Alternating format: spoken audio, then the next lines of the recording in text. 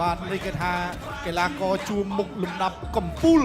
បាទហើយការវឹកហាត់របស់គាត់យ៉ាងល្អឥតខ្ចោះអញ្ចឹងមួយម្ដាយអត់អីទេកន្លែងនេះហើយសម្បត្តិដែលលោកគ្រូអាញាកដាលគាត់ពុំមានម្ដងណែទៅបន្តទៅទៀតណែនេះឲ្យទឹកចេញក្រៅបាទបងប្អូនទឹកចុងក្រោយសូមកម្លាំងចិត្តមួយមកបងប្អូន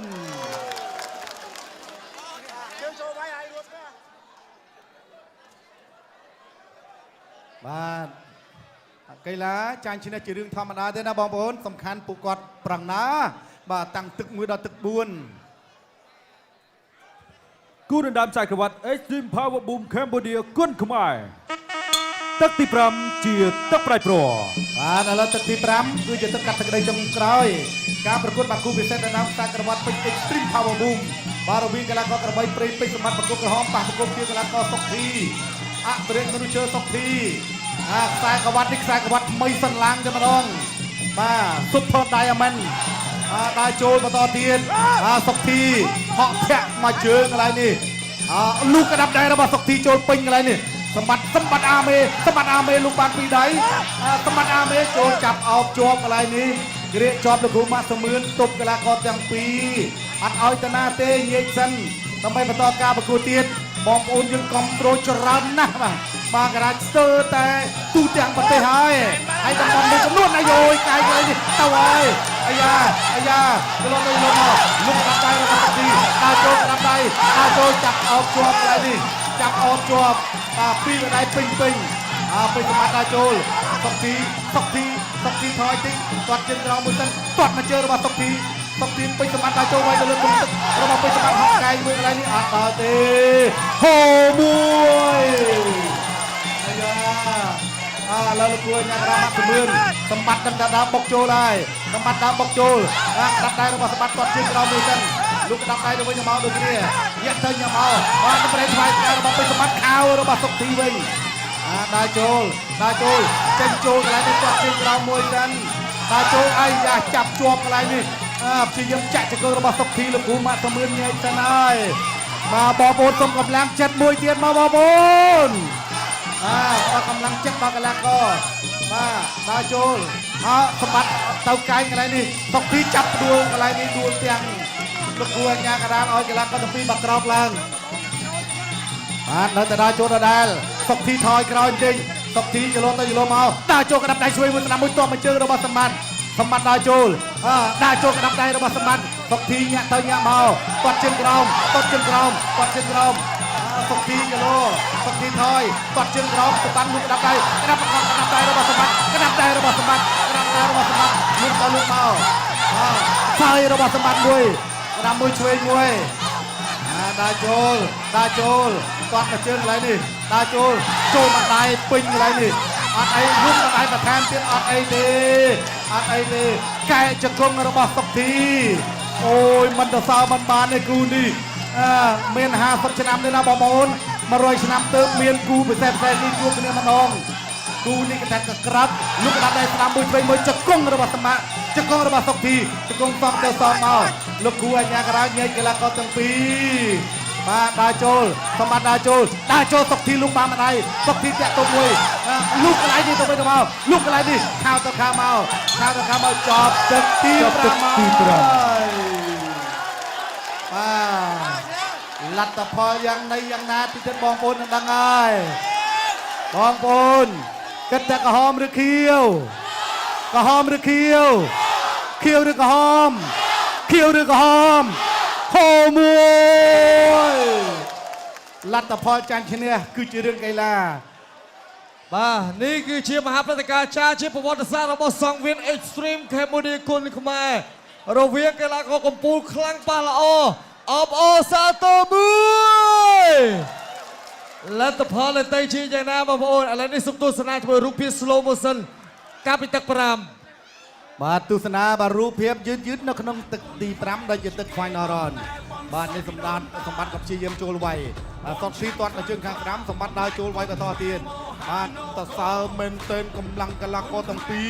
បាទ5ទឹកប៉ុណ្ណឹងគេថាស៊ុះនៅពេញបឹបតែម្ដងទាំងសុកធីទាំងពេជ្រសម្បត្តិបាទនេះដើរចូលក្តាប់ដៃរបស់ពេជ្រសម្បត្តិ ពេញសម្បត្តិឲ្យចូលខោម្ដាយ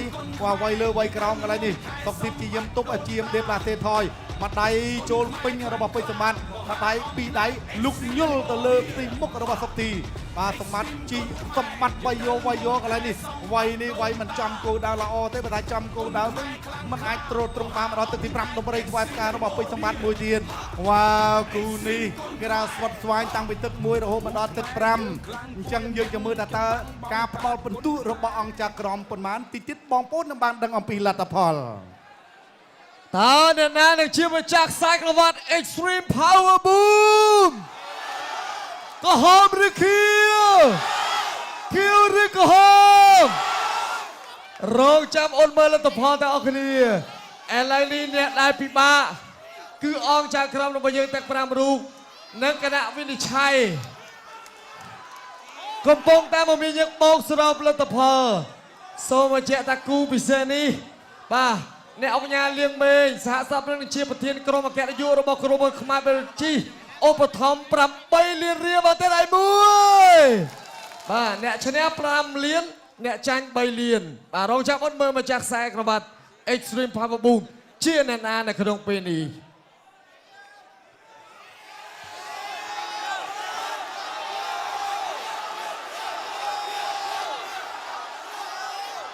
គណៈធិបតីជាទីគោរព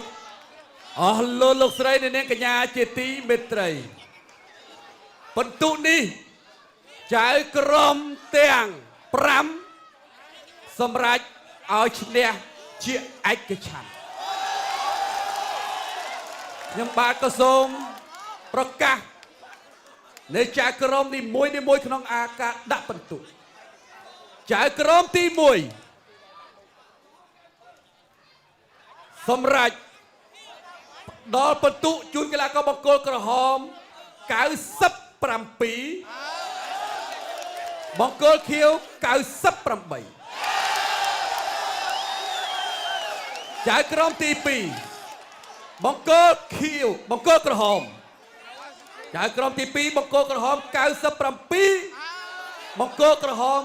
98